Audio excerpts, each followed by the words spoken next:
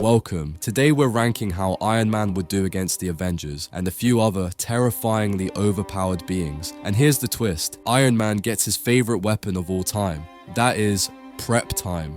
That means he's not going into battle blind. He's already mapped out every move, built 10 backup plans, and probably hacked your phone while he was at it. So let's see what happens when Tony Stark decides he's not losing. We'll start off with the can't lose tier. These are the fights where Tony doesn't even break a sweat, the ones where it's almost unfair. First up, Hawkeye, Clint Barton. The guy who thinks a bow and arrow is still a good idea in the age of repulsor beams and nanotech. Tony doesn't even need a new armor for this one. He just tweaks his existing suit, upgrades the targeting system, runs a full arrow type analysis, arrows, vaporized, explosives, contained. The whole battle is over before Clint can say trick shot. This isn't skill versus skill. It's tech versus human limitation, a supersonic suit with energy shields and predictive combat software against a guy holding a stick with string. Even if Clint went for a sneak attack, Tony's sensors would pick him up before he even drew the bow. It's less a fight, more of a charity event. Next, Black Widow, Natasha Romanoff, trained assassin, master of stealth, and probably the last person you'd want to fight in a dark room. But Tony doesn't do dark rooms. He does full spectrum scans, motion detectors, and threat algorithms that predict your next move before you even make it. Against someone like Natasha, he'd enhance his armor's proximity sensors to detect even the tiniest vibration. He'd add a low voltage stun field around the armor to instantly disable anyone trying to breach it. Basically, she'd try to sneak up. The armor would say, nope, and she'd wake up 5 minutes later wondering what happened. The thing about Natasha is that she's perfect against humans, but Tony Stark stopped being just human the moment he stepped into the suit. She could outsmart a spy network, but she can't outsmart an AI running at trillions of calculations per second. Now, Captain America, the symbol of freedom himself. And honestly, this is the one fight where Tony actually has to try. There's respect here, but also data. Lots of data. Tony's already fought Cap in the comics and in the movies. Remember Captain America, Civil War? That wasn't just two guys punching, that was Tony analyzing Steve's entire fighting style in real time and coding predictive algorithms into his suit mid-battle. That's how his AI was able to anticipate Cap's punches and counter them with precision. That was a Tony Stark running on emotion. Imagine one running on preparation. With prep time, Tony's not walking into a fistfight. He's upgrading his armor with sonic disruptors that throw off Cap's equilibrium, magnetic tractor beams that can yank the shield right out of his hand, and drones designed to swarm and overwhelm him from all sides. And let's be honest, in Civil War, Tony only lost because his suit got torn to pieces in a tiny bunker, and it turned into a 2-on-1 when Bucky jumped in. In an open fight, full suit integrity, no moral restraint, Cap's getting neutralized before he even finishes saying, "I can do this all."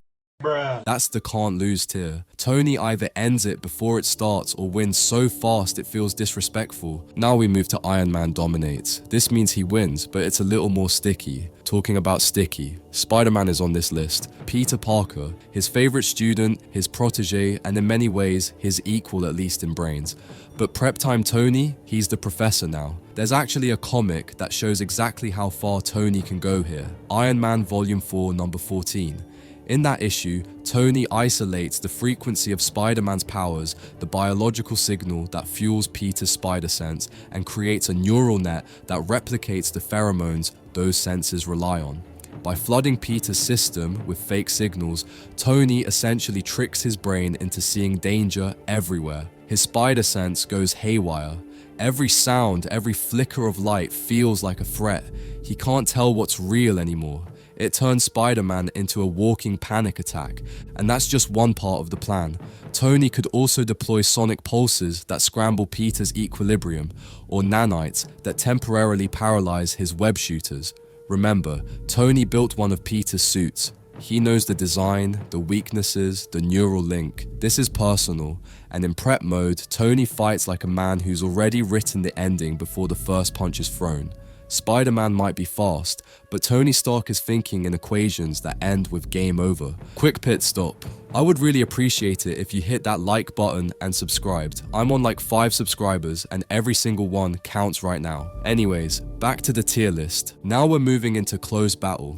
These are the fights where Iron Man's gonna need everything he's got. The kind of matchups where he walks out alive, but the suit probably doesn't. And you know exactly who's first the Hulk. Bruce Banner, Tony's science bro turned unstoppable rage monster. First time Iron Man used the Thorbuster armor was in Iron Man number 305 back in 1994. That fight was brutal.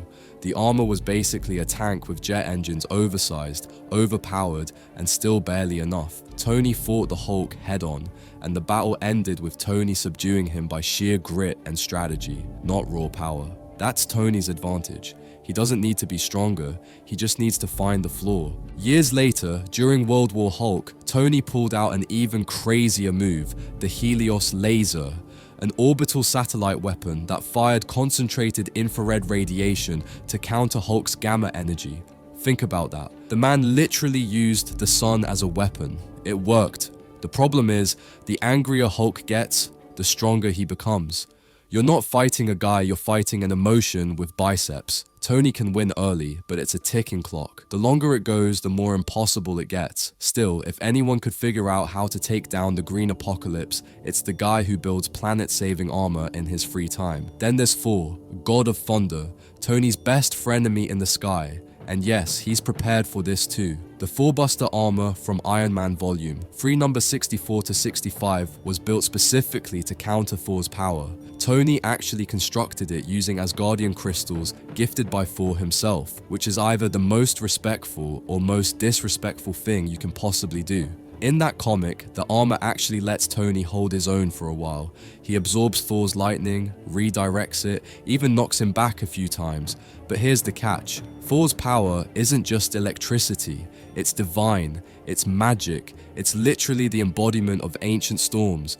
So while the Thorbuster armor can level the playing field for a moment, it's like trying to fight a hurricane with a hairdryer. Eventually, the energy overwhelms the suit, and Tony goes down. But that's what makes this fight close, because even though Thor wins most of the time, Tony's still in the conversation. He's not outmatched instantly. He's holding his own against a god. And honestly, that says everything about how ridiculous Iron Man's prep time really is. That wraps up the first half of the list. So far, Tony's crushing humans, dominating Spider-Man, and putting up solid fights against literal gods and monsters. But now we're entering the outclass tier, the fights where Tony's prep time isn't enough. Not because he's lazy, because the universe itself is playing on a different level. Let's start with Magneto, the master of magnetism, a man who controls the fundamental forces that make Tony's existence possible. Electromagnetism, metal manipulation, and the magnetic fields of the planet itself. Tony's first move here is obvious, no metal, and he's already done it in Avengers vs. X-Men number 2, 2012, Tony actually designs a completely non-metallic suit just to face Magneto, a polymer-based exoskeleton that runs on synthetic circuitry and non-ferrous materials. And for a while, it works. Magneto can't rip him apart like a tin can anymore, but Magneto isn't dumb. He manipulates the Earth's electromagnetic field itself, generating EMP bursts that fry Tony's sensors and turn his systems against him. Tony's grounded, forced to rely on pure piloting skill and backup power sources. He throws EMP-resistant shielding, nanite stabilizers, and even gravity anchors into play. And still, Magneto counters. Because at the end of the day, Tony's fighting a living law of physics. Magneto doesn't need to touch him, he just flicks the field around him, distorting time and space enough to make Tony's tech misfire. It's the first fight in this tier where we see that intelligence, preparation, and technology have limits. Sometimes your opponent is the battlefield. Next up, Scarlet Witch, Wanda Maximoff, the most unpredictable, terrifying, reality-breaking opponent Tony has ever faced. You might remember the event Avengers Disassembled, 2004. This is where Wanda loses her mind, literally, and dismantles the Avengers from the inside. In one of the most chilling moments of the entire series, she effortlessly tears Tony's armor apart in mid-air. No tech override, no EMP, no signal jamming, just pure chaos magic. Tony doesn't even see it coming. One moment he's flying, the next, every bolt, every plate, every screw in the armor rips away as if reality itself decided to unbuild him. That's not a fight, that's a god deleting you from existence. Now, with prep time, Tony might try to fight back. He'd build something insane, maybe a chaos field dampener, maybe an AI designed to interpret probabilistic patterns in magic. But it doesn't matter. Wanda's powers aren't science, they're emotion, trauma, and divine will wrapped into one. You can't out-invent heartbreak. She doesn't just change the rules, she is the rules. And then comes Captain Marvel, Carol Danvers, cosmic energy incarnate, the definition of outclassed. This one's personal. These two actually fought in Civil War 2016, and the result was brutal. Tony, in one of his most advanced armors ever, faced Carol head-on and got completely annihilated. Not because he didn't prepare, because she's just beyond him. Carol's powers come from the Tesseract. She's basically walking Infinity Stone energy. In this fight, Tony builds an armor designed to absorb and redirect cosmic energy. It's a masterpiece of engineering. But Carol doesn't just throw energy, she is energy. Every punch she lands sends gamma-level shockwaves through the atmosphere. Every blast she fires charges his armor to the point of meltdown. Tony tries everything: reflective shields, gravity stabilizers, light refraction systems. None of it matters. Carol overpowers every move, absorbs every blast, and finally sends him into a coma with a single hit that cracks his suit in half. It's one of the most humbling defeats in his career. The world's smartest man meets someone who doesn't need a suit, doesn't need an upgrade, and doesn't need time to prepare.